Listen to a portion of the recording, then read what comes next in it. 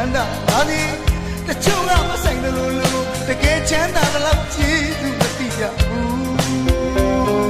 ပညာရှိနှလုံးကြည်သူမကမ်းဘူးသူတို့မိမနှစ်ပါးကမျောလင့်မထားတော့လေ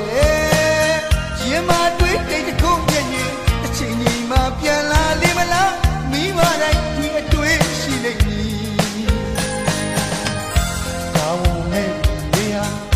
ကိုဘဝကိုကောင်းဖို့လားအလေးထားနေမိမပြန်ကို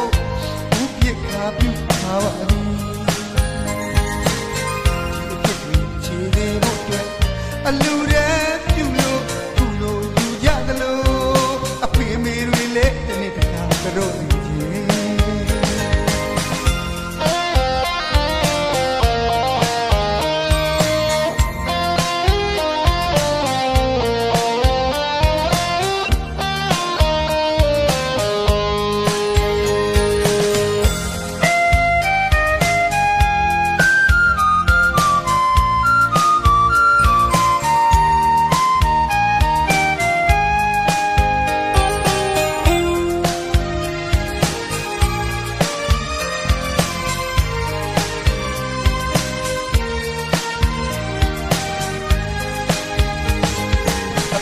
အမေနဲ့ရှိနေချိန်မှာ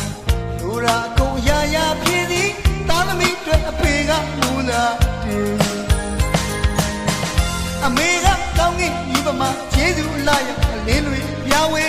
မိသားစုဝမ်းလာရချကျေးဇူးတို့ဖေဖေ